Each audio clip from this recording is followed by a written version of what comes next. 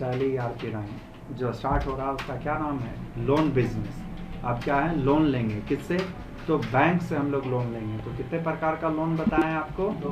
एक होगा सिक्योर्ड और एक अनसिक्योर्ड। तो सबसे पहले आप अपने कंपनी को सेलेक्ट करिए कि कौन से कंपनी में आप काम कर रहे थे।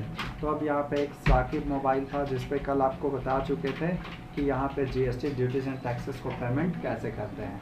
तो अभी देखिए ये लोन लेने के लिए आपको पहले चेक कर लेना होगा कि आपके पास लोन है या नहीं है। तो यहाँ बैलेंस शीट में जाकर के कौन सा देखना पड़ेगा? Loan availability.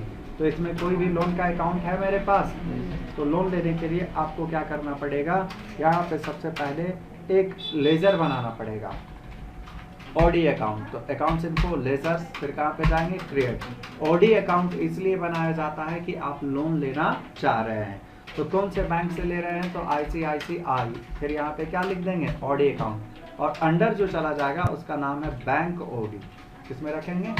तो ओडी का लिमिट भी सेट कर सकते हैं। जैसे बजट्स एंड कंट्रोल पढ़े थे ना, तो यहाँ लिमिट सेट कर देंगे तो उतना ही लोन हम लोग अप्लीकेबल कर पाएंगे, उससे ज़्यादा तो अभी लिमिट हम लोग नहीं लगाते हैं और एक्सेप्ट कर लेते हैं। तो अभी यहाँ पे बैलेंस शीट में जा करके देखेंगे तो यहाँ पे अभी भी लोन का अमाउंट यहाँ दिख रहा है क्या? तो अभी लोन लिए ही नहीं है। तो यहाँ पे अकाउंटिंग वाउचर में जाएंगे और लोन लेने के लिए सबसे पहले कॉन्ट्रा वाउचर में जाएंगे और सबसे पहले कौन सा कर देंगे? ICICI OD account. क्यों पहले यहाँ पे ये करेंगे? क्योंकि इसी बैंक से हमें लोन लेना है। तो यहाँ पे कर देते हैं जैसे 5 लाख। कितना कर दिए? 5 लाख। और फिर एंटर करके क्यों रेड आ रहा है? क्योंकि हम उससे क्या ले रहे हैं? लोन। और कैसे ले रहे हैं? कैश के रूप में। तो अब यहाँ पे जो है अब बैलेंस शीट में जाएंगे और बैंक ओडी अकाउंट में देखिए 5 लाख रुपए कैश मेरा अवेलेबल हो गया। तो अब जो है कि इंटरेस्ट भी आपको चुकाना पड़ता है। तो यहाँ पे अकाउंटिंग वाउचर में जाइएगा और एक लेजर बनाइएगा। कौन से नाम से? इंटरेस्ट अकाउंट के नाम से। अंडर किस में चला जाएगा? क्योंकि महीने में, मंथ में आप इंटरेस्ट देंगे और एक्सेप्ट करेंगे। तो कैलकुलेशन आपको करना होगा कि कितना % का इंटरेस्ट लग रहा है, 12 का, 14 का, 15 का, 18 का। तो एक अनुमान मान लेते हैं कि 5 लाख का बोला कि आपको 5 साल के अंदर भरना है, लेकिन 60,000 रुपया आपका इंटरेस्ट लगेगा। तो इंटरेस्ट वाला पैसा जो है लोन अकाउंट में ट्रांसफर करने के लिए पहले कहाँ जाएंगे? Accounting voucher.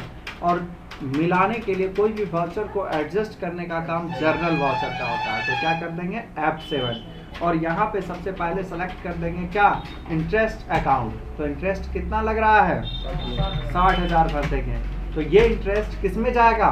जो हम लोन ले रहे हैं जिस बैंक में। तो यहाँ पे पहले F11 प्रेस कर दीजिएगा, F12 प्रेस कर दीजिएगा। और यहाँ पे एक ऑप्शन होगा allow cash accounts in all journal vouchers.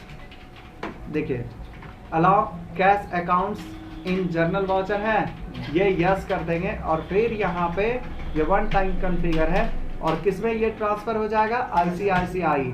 तो पहले से 5 लाख था और अभी कितना हो गया?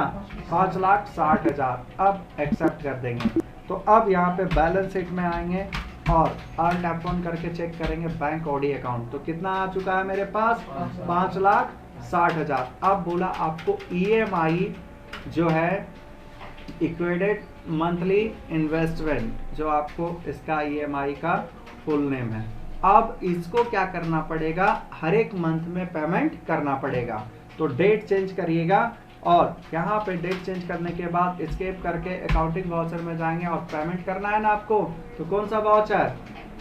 Contra voucher. बैंक में ना जमा करना है तो F4 करेंगे और पहले क्या करेंगे? कैश।